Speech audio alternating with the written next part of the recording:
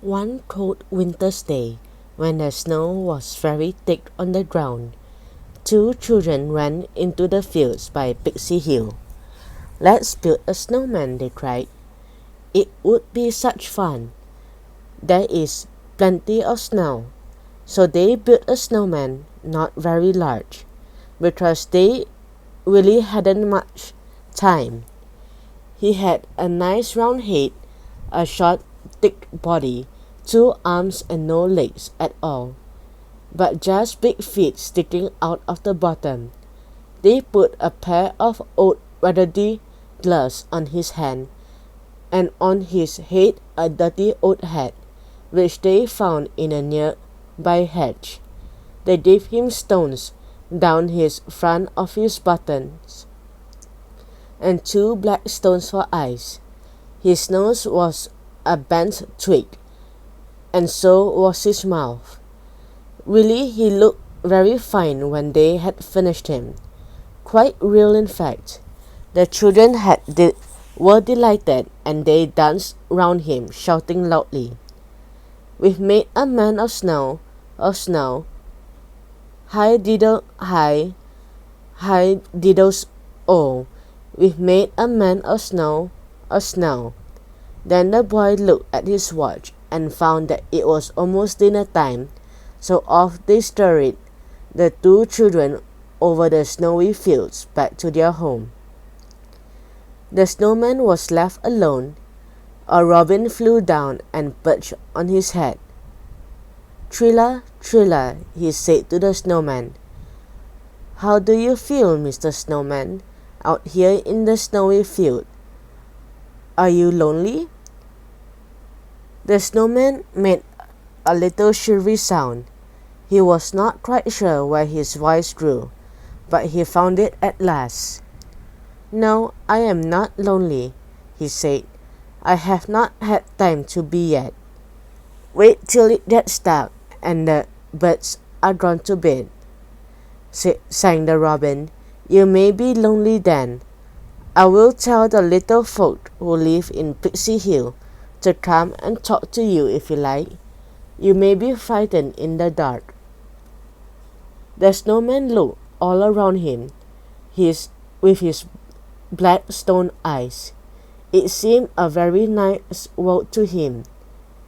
He enjoyed himself very much that day, but when the afternoon changed to evening, he didn't like it at all. He could see nothing then, and he couldn't understand it. He began to feel very frightened indeed.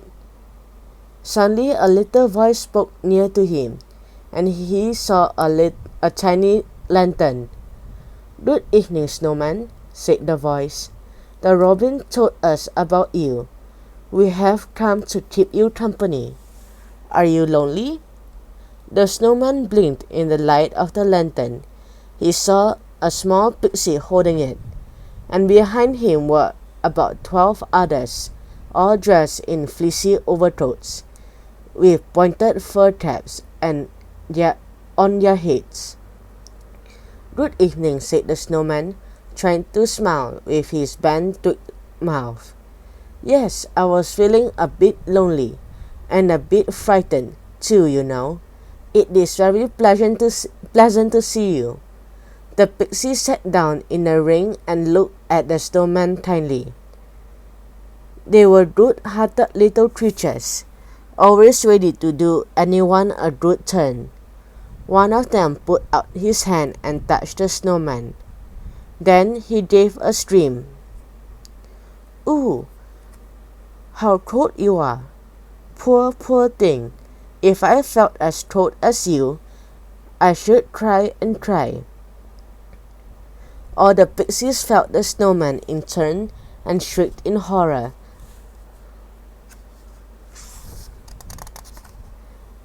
To feel how cold he was. The snowman began to feel that he must indeed be cold, and he shivered from head to toe. The pixies saw him and all began talking at once. "What can we do for him? Poor, poor creature. Here he is out in the cold open field, with a frosty wind blowing and not even a overcoat on. "We could build a little fence around him of twigs," said one pixie, running to the hedge at once. "And I have an old hot water bottle at home I could lend him," said another, running to Pixie Hill in a trice.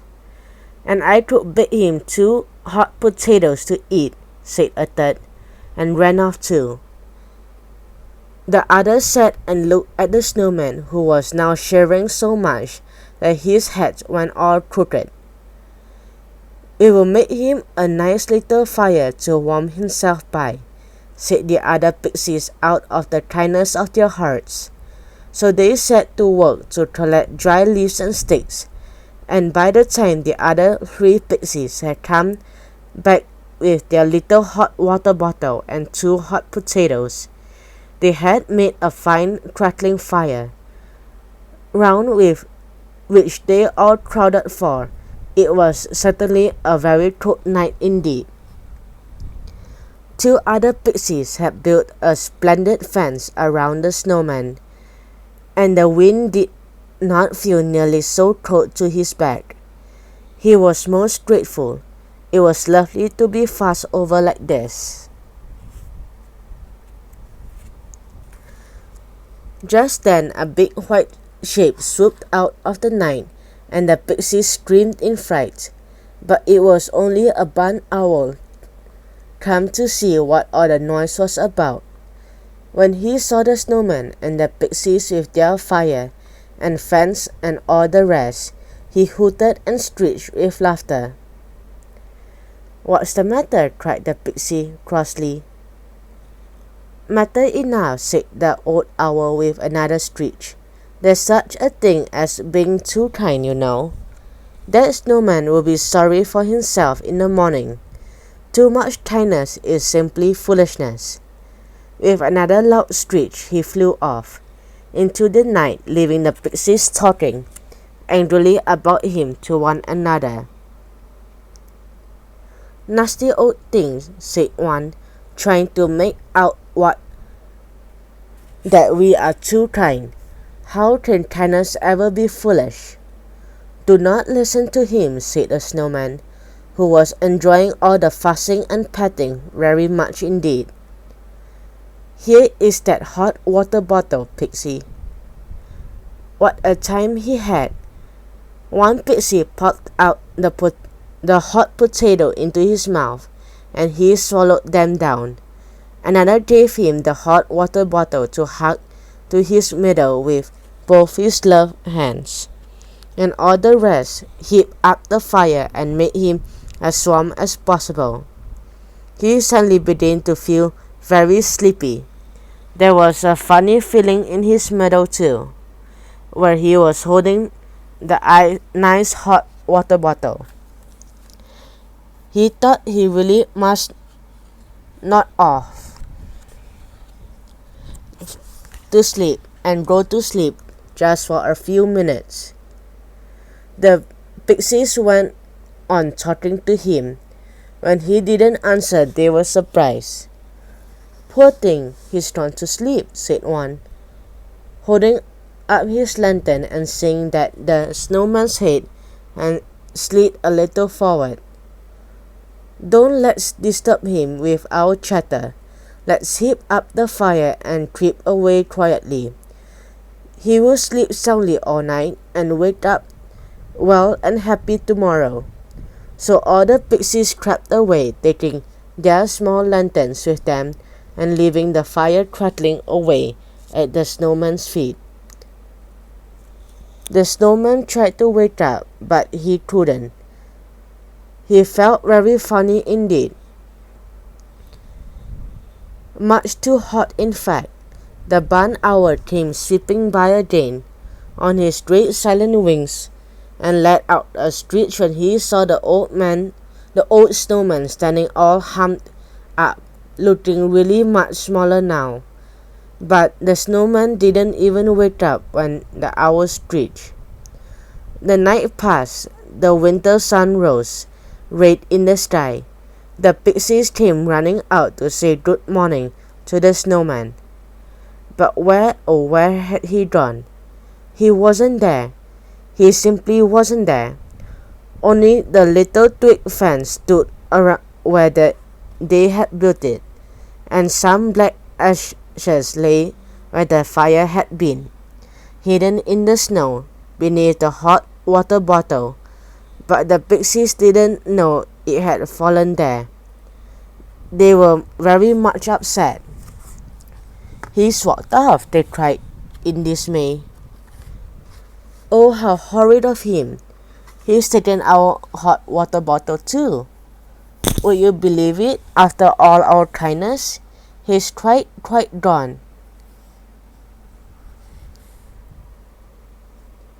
They kicked down the little fence they had made and stamped on the ashes. They were very angry indeed. "Listen," said one pixie suddenly. "I can hear children coming. Quick, run!" They scampered off, and soon up came the two children who had made the snowman the day before. They had brought spades with them this time, and meant to build an even bigger snowman. "Where's our snowman that we built yesterday?" cried the boy in astonishment. "He's disappeared," said the girl, looking all about the field. "I know quite well this is where we made him yesterday, John." "But how can he have disappeared?" wondered the boy. "It's been very cold and frosty. He ought still be here. Whatever has happened to him? I do so wish we knew." They would have known if they had heard the old barn owl that night screeching to the pixies. "What did I tell you?" he shouted. "Didn't I say that too much kindness was foolishness? Well, so it is. You melted that poor wretched snowman till he quite disappeared. He didn't walk away. He melted down to nothing. Ho, ho, ho. What do you think of that? Poor shivering snowman. Well, he had to melt some time, hadn't he?"